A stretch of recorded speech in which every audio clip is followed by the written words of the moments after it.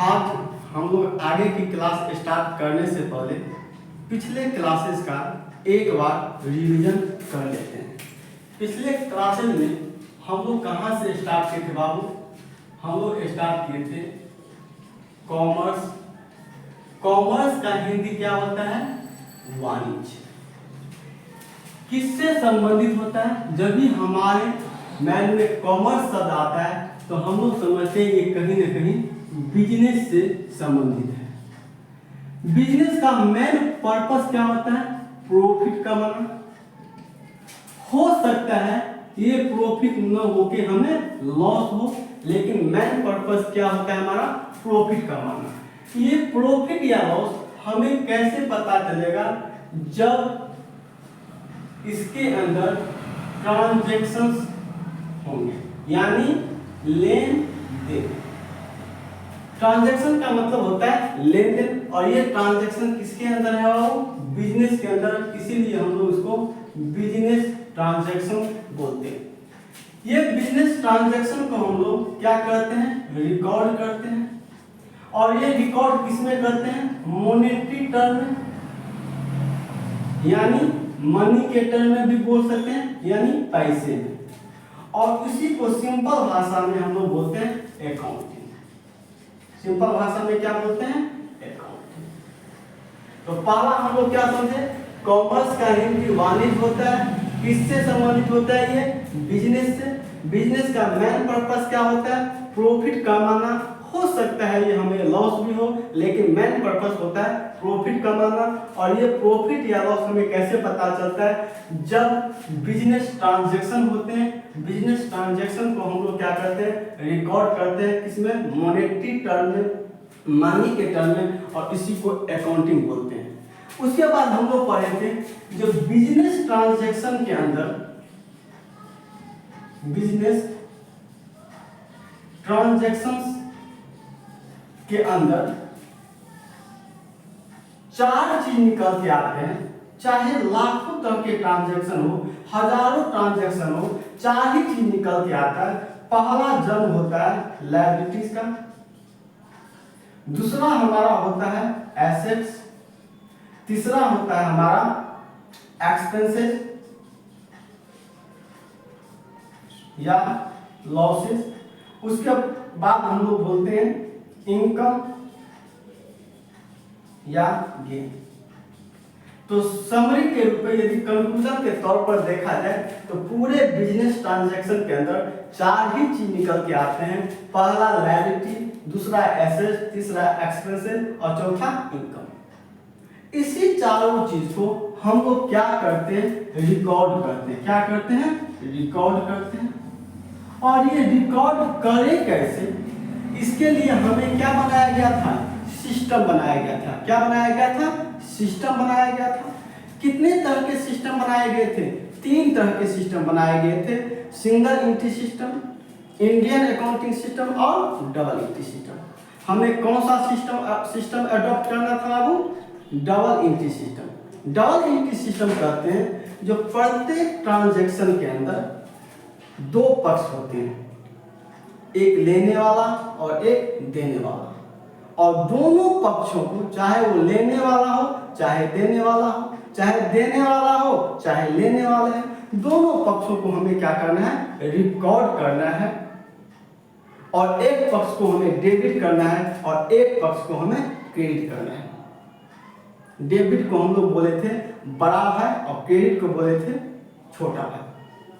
अब हम लोग समझेंगे, ध्यान से थोड़ा देखिए, जो हमारे पास कितने चीज निकल के आए बिजनेस ट्रांजैक्शन के अंदर? चार चीज निकल के आए। पूरे बिजनेस ट्रांजैक्शन के अंदर चार चीज निकल के आए। पहला लायबिलिटी, दूसरा एसेट, तीसरा एक्सपेंसेस, चौथा इनकम। अब इस चार चीज को हमें दो भागों में डिवाइड करना है, एक डेबिट और एक क्रेडिट। डेबिट को हम लोग बोल देते हैं बड़ा भाई और क्रेडिट को बोल देते हैं छोटा भाई। यानी पहला ट्रांजैक्शन के अंदर कोई भी चीज आएगा तो वो पहले किसको देंगे, डेबिट को, और उसके बाद किसको देंगे, क्रेडिट को। मैंने बताया था जो हम लोग लायबिलिटी किसको दे दिए,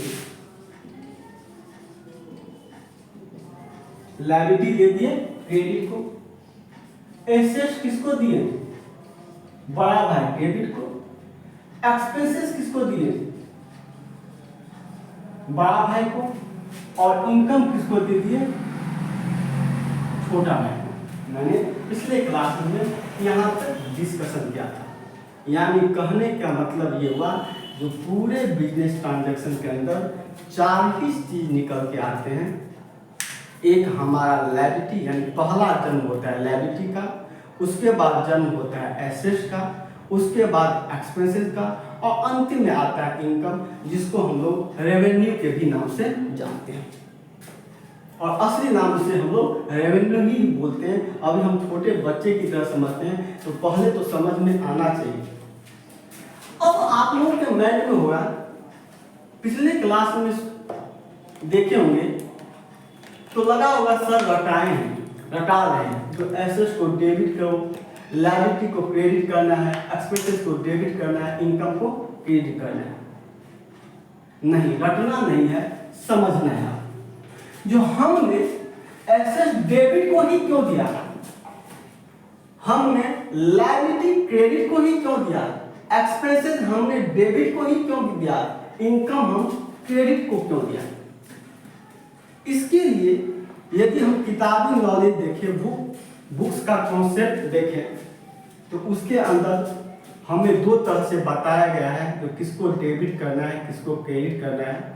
एक पुराना विचारधारा जिसको हम लोग बोलते हैं ट्रेडिशनल अप्रोच, और उसी को हम नाम देते हैं इंग्लिश सिस्टम। पुरानी विचारधारा के अकॉर्डिंग हम लोग सीखेंगे तो किसको डेबिट करना है, किसको क्रेडिट करना है, जिसको हम लोग इंग्लिश में बोलते हैं ट्रेडिशनल अप्रोच या इंग्लिश सिस्टम। दूसरा हमारा विचारधारा है नया विचारधारा, जिसको हम लोग बोलते हैं मॉडर्न अप्रोच, जिसको अमेरिकन सिस्टम के भी नाम से जानते हैं। उसके अकॉर्डिंग भी हम लोग समझेंगे जो किसको डेबिट करना है, किसको क्रेडिट करना है। ये सारे हमारा जो अप्रोच बताया गया है, रूल्स बताया गया है दोनों सिस्टम के अंदर, इसके अंदर यही बताया गया है जो बड़े भाई को एसेट देना है, छोटे भाई को लायबिलिटी को क्रेडिट देना है, बड़े भाई को एक्सपेंसेस देना है, छोटे भाई को इनकम देना है। हम लोग आगे की क्लास में डिटेल चर्चा करेंगे जो क्या चीज़ है modern approach, traditional classification, modern classification के अंदर क्या है, डबल इंट्री सिस्टम के गोल्डन रूल्स क्या है, जो जिसके अंदर हम लोग समझेंगे किसको डेबिट किसको क्रेडिट, रूल्स बनाए गए हैं, रूल्स बताए गए हैं। लेकिन ओवरऑल यदि हम यहाँ पे समझ लें तो आगे हमारा मुश्किल खत्म हो जाएगा, हम आसानी से समझ जाएंगे कि इसके अंदर भी जो हमें नियम बताया गया है, जो हम लोग बचपन से रटते आ रहे हैं, रटेंगे। जो एसेट्स को हमें डेबिट करना है, लायबिलिटी को क्रेडिट करना है, एक्सपेंसेस को डेबिट करना है, इनकम को क्रेडिट करना है। अब रटना नहीं है, रटने की जरूरत नहीं है। अब आप जिंदगी भर नहीं भूलेंगे।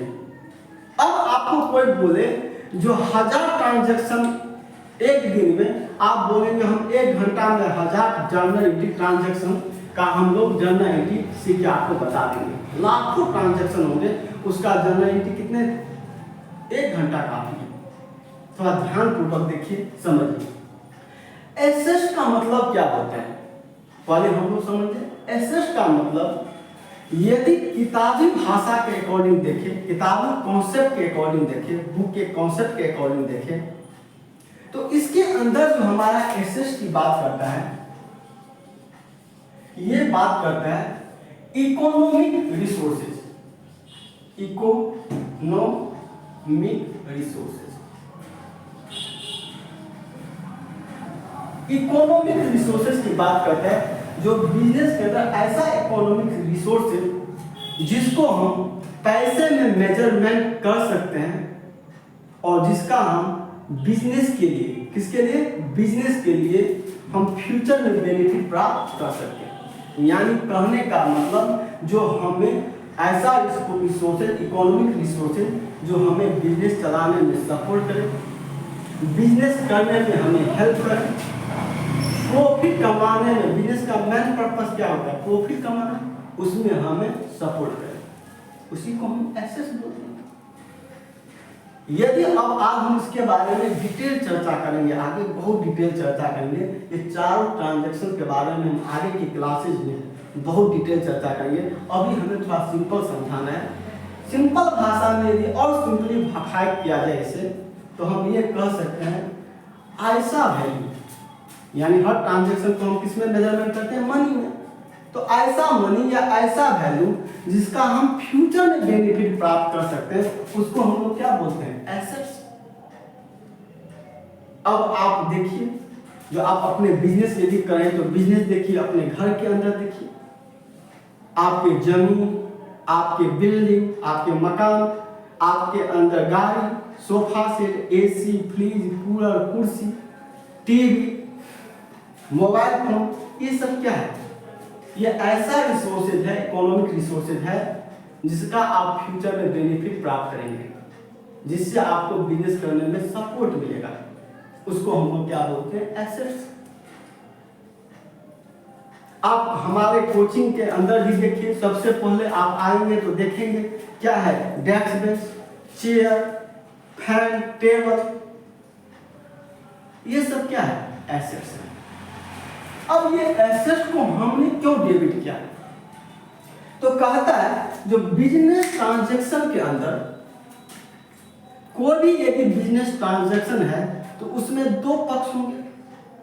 एक पक्ष हमारा एसेट होगा, हो सकता है, दूसरा पक्ष हमारा लायबिलिटी हो सकता है। एक पक्ष हमारा एक्सपेंसेस हो सकता है या एक पक्ष हमारा इनकम हो सकता है।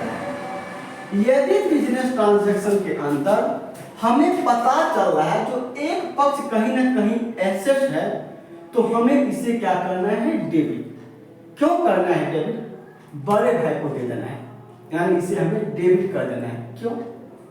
कहीं भी आप बिजनेस के प्लेस पे जाएं या उसके ऑफिस में जाएं, या आप मान लीजिए ठीक है आप अपने कहीं रिलेटिव के पास जा रहे हैं, आप यदि अपने रिलेटिव के पास जा रहे हैं तो पहला नजर आपको क्या पड़ता है? वहां पे क्या देखते हैं?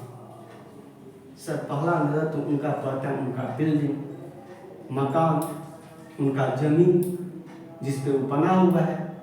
फिर हम अंदर जाते हैं तो हम उसका बाइक देखते हैं, गाड़ी देखते हैं। अंदर जाते हैं तो टीवी देखते हैं, एसी देखते हैं, कूलर देखते हैं, फ्रिज देखते हैं, मोबाइल देखते हैं, लैपटॉप देखते हैं, सोफा सेट देखते हैं, फैन देखते हैं। ये सब क्या है? ये सब एसेट है।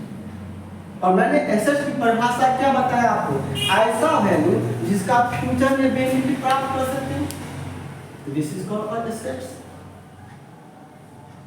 तो अब बताइए, कोई भी बिजनेस के अंदर यदि पहला नजर आपको किस पे पड़ता है? एसेट्स पे पड़ता है।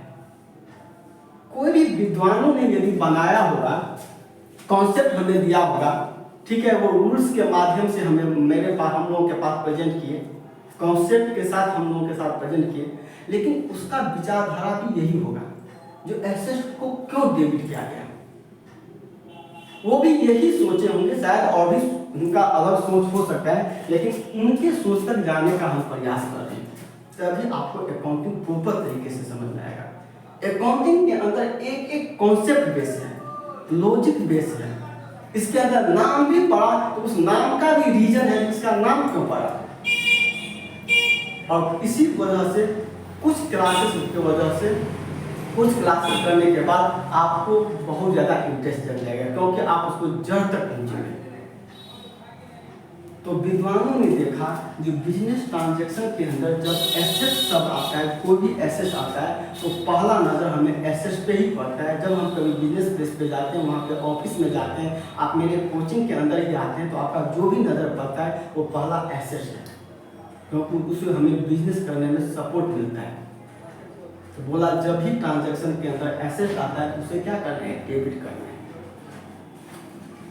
लायबिलिटी। अब बताइए, आप रिलेटिव के पास गए, हमारे कोचिंग संस्थान में आए, हम इतना चेयर खरीदे, डेस्क बेंच खरीदे, फैन खरीदे, सब कुछ खरीदे।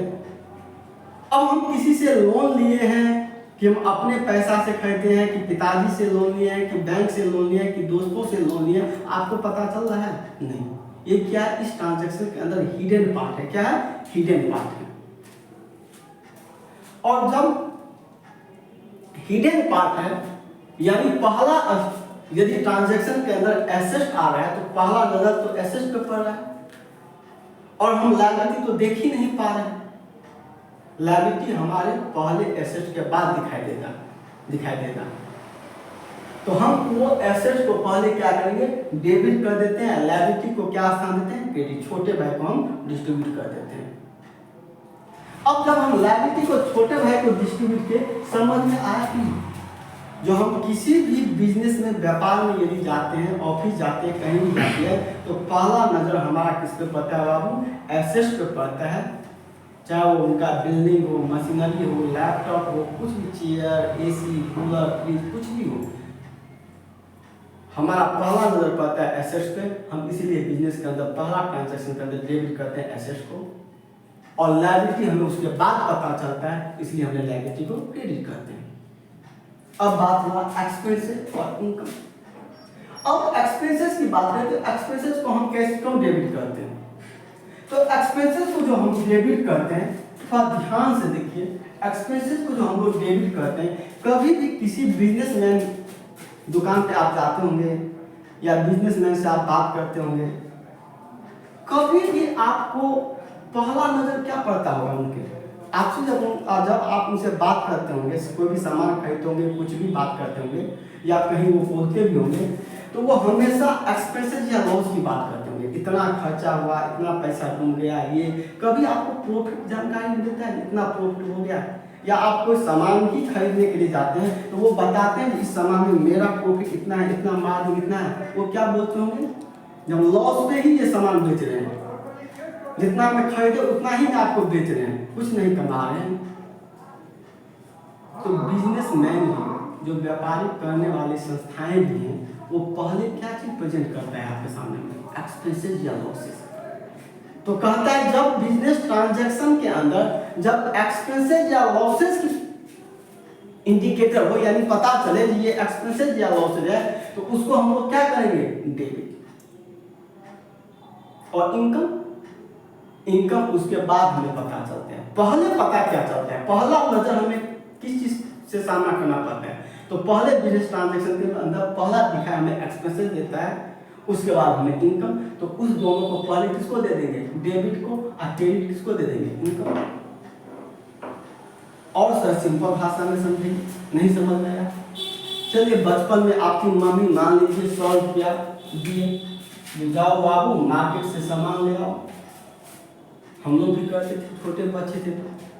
आप मार्केट गए, आप हमेशा कोशिश करते होंगे जो 900 रुपया का सामान ले और 100 रुपया का हम बचत कर लें, 100 रुपया का बचत कर लें। और आपकी भी ऐसे, और आप सामान लेके आए, मम्मी के सामने में सबसे पहला प्रेजेंट क्या किए? एक्सपेंसिव।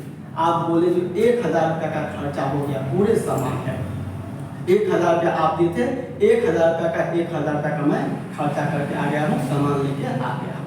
मम्मी के सामने में पहला प्रेजेंट आप क्या किए? एक्सपेंसिव। क्या 100 रुपया आपने जो पॉकेट में रखा है, ये बताइए पहले से 100 रुपया में पहले अपना प्रॉफिट अर्न किया हूँ, इनकम है, और 900 रुपया खर्चा नहीं। मम्मी जानती है जो कुछ ना कुछ पैसा वो बचाए होंगे, वो बोल भी रही है, लेकिन तभी आप एक्सेप्ट नहीं कर रहे। तो कहने का मतलब यही हुआ, जो जब भी ट्रांजैक्शन, चाहे हमारा पर्सनल ट्रांजैक्शन हो, चाहे बिजनेस ट्रांजैक्शन हो, उस ट्रांजैक्शन के अंदर यदि हम देखें तो चार ही चीज आता है कंक्लूजन के तौर पर: लायबिलिटी, एसेट, एक्सपेंसेस और इनकम। लायबिलिटी को हमें क्या करना है? क्रेडिट करना है, क्योंकि वो हम जब एक्सपेंसेस, लायबिलिटी और एसेट्स की कंपेयर करें तो एसेट्स हमें पहले दिखाई देता है और लायबिलिटी उसके बाद में। हम एक्सपेंसेस और इनकम की बात करें तो एक्सपेंसेस हमें पहले दिखाई देता है और इनकम बाद में। तो जो पहले दिखाई देता है वो बड़े भाई को दे दिए और जो बाद में दिखाई देता है उसको छोटे भाई को। तो जब हम अब लायबिलिटी एसेट्स का कंपेयर किए तो एसेट्स किसको दिए, डेबिट को, लायबिलिटी किसको दे दिए, क्रेडिट को, एक्सपेंसेस किसको दे दिए, डेबिट को, इनकम किसको दे दिए, क्रेडिट को। अब हमें एक बात बताइए सिंपल भाषा में, मैंने बात किया लायबिलिटी, एसेट्स का मतलब समझ में आया। अब लायबिलिटीज का मतलब हम लोग समझते हैं। एसेट्स का मतलब क्या होगा, ऐसा वैल्यू जिसका हम फ्यूचर में बेनिफिट प्राप्त कर सकते हैं। इकोनॉमिक रिसोर्सेज जिसका मनी में मेजरमेंट कर सकते हैं, जो हमें बिजनेस में सपोर्ट करे, हेल्प करे, प्रॉफिट कमाने में हमें सपोर्ट करे, हेल्प करे, उसे हम एसेट्स बोलते हैं। लायबिलिटी का मतलब क्या होता है, लायबिलिटी का मतलब होता है पेएबल वैल्यू,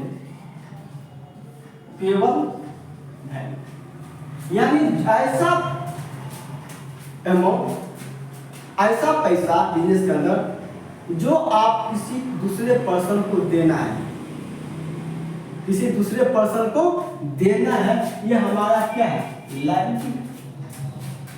अब लायबिलिटी के अंदर किस किस को पैसा आपको वापस करना है, किस किस को पैसा देना है, और ये आपको खुशी देगा कि टेंशन देगा, ये टेंशन देगा।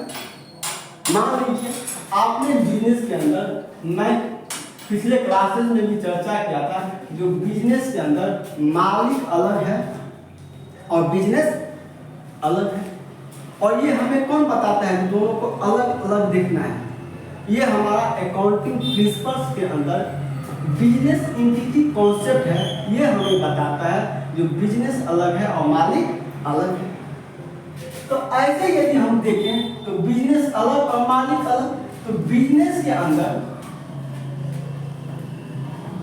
बिजनेस को क्या चाहिए, पैसा, फंड। बिना पैसा का तो आप बिजनेस कर नहीं सकते। तो एक एग्जांपल के थ्रू हम समझते हैं, ध्यान से देखिए।